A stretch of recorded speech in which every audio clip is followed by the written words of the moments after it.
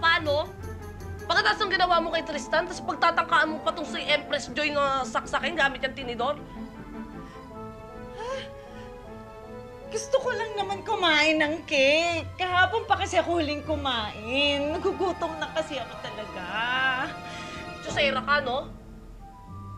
Okay, sige. Sabihin na natin gutom ka, pero hindi yung dahilan para pagtangkaan mo nga ang buhay nito. Gusto ko lang naman magkaroon na kung anong meron kayo. Masama ba yun? Simula bata, wala akong kapangyarihan. Wala akong kaibigan. Wala akong pamilya.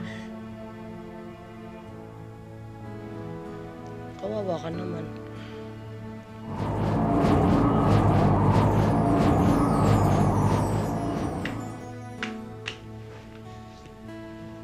Ayoko na nga magsalita, hindi nyo naman ako maintindihan. Kasi lahat nung wala ako, meron kayo. Huwag kang magsasalita ng ganyan, ah. Dahil katulad mo, lumaki din ako na wala akong kinakalakihang pamilya.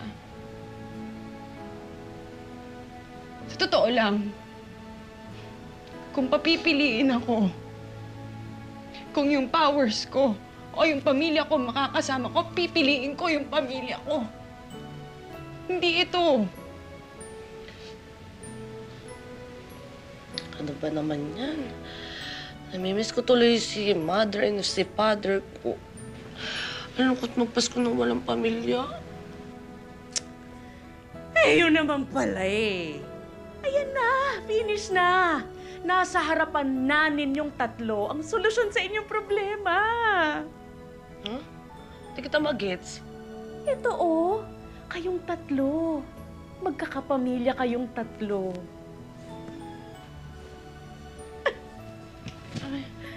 Ew. Yak. Wow, ew, yak. Kunwari pa kayo. Ikaw, be, hindi ba't walang pag-aalinlangan lumabas ka ng bahay ng nakapaa para lang isave tong si Empress Joy? At ikaw naman, Empress Joy, hindi ba't sinabi mong ayaw mong tulungan ang alaga ko, pero na ginawa mo? Tinulungan mo. At ikaw, Kathleen, wag na wag mong sasabihin wala kang pamilya.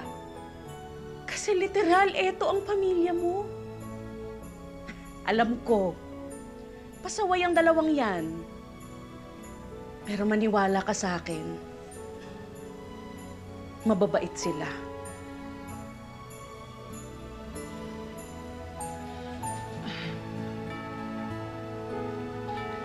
Sorry. Sorry kasi ginudge ko agad kayo.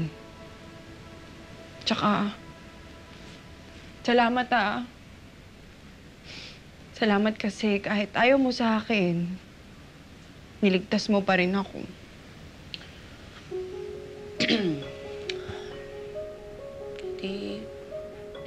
Thank you din. Thank you kasi tinulungan mo din ako nung kala mo papatayin ako ni Tristan tsaka nito. Salamat. Uy.